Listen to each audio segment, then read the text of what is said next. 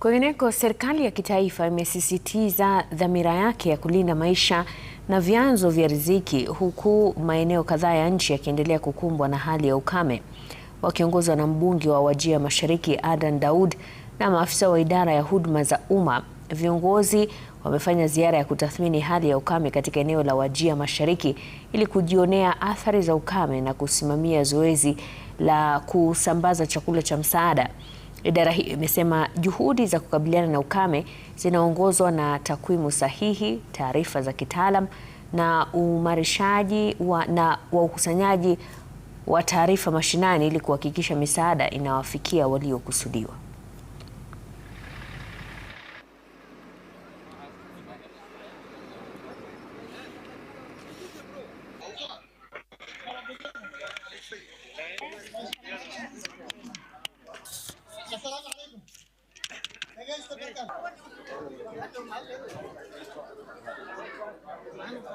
Katika hii kaunti zaidi ya watu 1,300 wameathiriwa na hali hii ya kiangazi.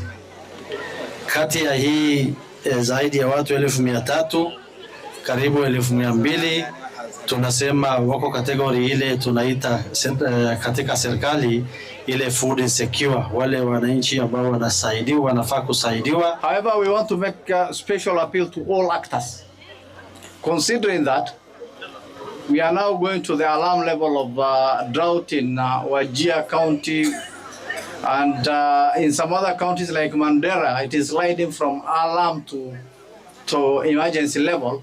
I think we are making appeal to all non-state actors, the NGOs, to make sure that we do everything possible to complement the efforts of the national and county government in regards to this drought.